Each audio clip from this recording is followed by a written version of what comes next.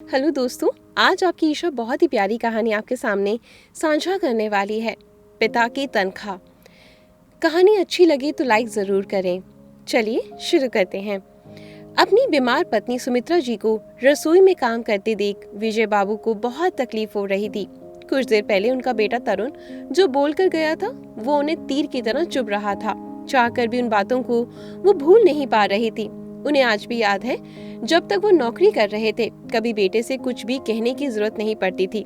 उनके कहने से पहले ही उनका बेटा उनकी सारी जरूरतों को पूरा कर देता था, क्योंकि वो सारे पैसे बेटे को ही संभालने के लिए देते थे। रिटायरमेंट के कुछ दिन ही बचे थे और विजय बाबू को एक दिन हार्ट अटैक आ गया। स्थिति बहुत खराब हो गई। अस्पताल में भर्ती किया गया। काफी खर्चा हुआ, पर ईश्वर की दया से वो स्वस्थ होकर घर लौट आए। आज जब उन्होंने अपने बेटे तरुण से कहा कि मेरे महीने की दवाई खत्म हो गई है और तुम्हारी माँ की भी तबीयत ठीक नहीं, तो दफ्तर से आते वक्त ले आना। तरुण ने एक टूक जवाब दे दिया, बाबूजी, मेरे पास आप लोगों पर खर्च करने के लिए 1 रुपए भी नहीं। आपको अब तक जितने भी पैसे मिले हैं वो सब आपके इलाज में खर्च हो चुके हैं। आपको क्या लगता है बड़े बड़े अस्पताल में मुफ्त में इलाज होता है? 2-3 दिन ठहर जाइए, आपके पेंशन का पैसा आ जाएगा तो मैं आप दोनों की दवाई लेकर आ जाऊंगा। सुमित्रा जी वहां आई और बोली, बेटा ठीक है, 2-3 दिन बाद दवाई ले आना, पहले तुम कुछ खा पी लो। तभी तरुण की पत्नी राधिका और बोली, मैं कब से आपका बाहर गाड़ी के पास इंतजार कर रही हूँ। अगर हम मूवी के लिए लेट से पहुँचेंगे तो मजा किरकिरा हो जाएगा। चलो भी तरुण। तभी तरुण अपनी माँ से कहता है, माँ आज हम लोग बाहर खाना खाएंगे, आप लोग अपना देख लेना। इतना कहकर वो अपने बेटे और पत्नी के साथ निकल गया। विजय बाबू सुमित्रा जी से बोली, देख रही हो सुमित्रा जी, जो बेटा तुम्हारे हाथ के बने हुए खाने को कभी छोड़ता नहीं था, आज बीमार हालत में भी तुम्हें खाना बनाने के लिए कहकर चला गया। सुमित्रा जी बोली, क्या कीजिएगा, ये सब हमारे भाग्य का दोष है।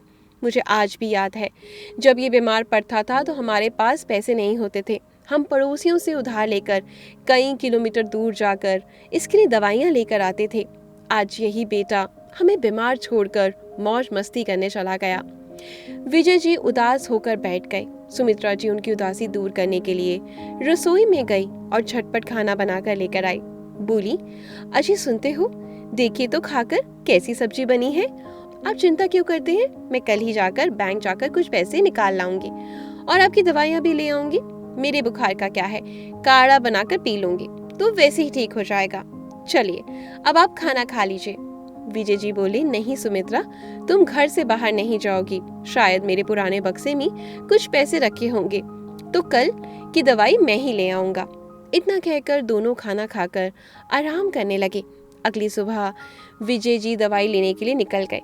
सुमित्रा जी अपनी बेटी सुनीता को याद करके सोचने लगी कि वो लोग कहते हैं शादी के बाद बेटी पराई हो जाती है। बेटी की शादी को 5 साल हो गए और वो ऐसे पराया हो गया कि अपने ही माता पिता उसे बोझ लगने लगे। गायत्री जी उस दिन को याद करने लगी जब उनका बेटा एक अच्छी मल्टीनेशनल कंपनी पे एक अच्छे पद पर नियुक्त हुआ था। उस दिन माता पिता खुद को कितना भाग्यशाली महसूस कर रहे थे। बेटे की नौकरी लग गई थी तो माता पिता उसके सर पर शहरा बांधने के लिए उत्साहित थे। जब सुमित्रा जी ने बेटे से उसकी शादी की बात की, तरुण ने अपने मन की बात बताई कि वो राधिका नाम की लड़की को पसंद करता है। माता पिता को कोई एतराज नहीं था और बेटी की खुशी के लिए उन्होंने अपनी सहमति दे दी और धूमधाम से दोनों की शादी हुई। शुरू में सब बहुत अच्छे से था। जब दोनों दंपति हनीमून के लिए गए, घूमकर वापस आए तो ढेर सारे उपहार भी लेकर आए, पर उन उपहारों में ससुराल वालों के लिए कुछ भी नहीं था, बल्कि सिर्फ उसके मायके वालों के लिए था। सुमित्रा जी ने राधिका की नादानी समझकर इस बात को तूल नहीं दिया और बेटे बहू के साथ खुशी खुशी रहने लगी।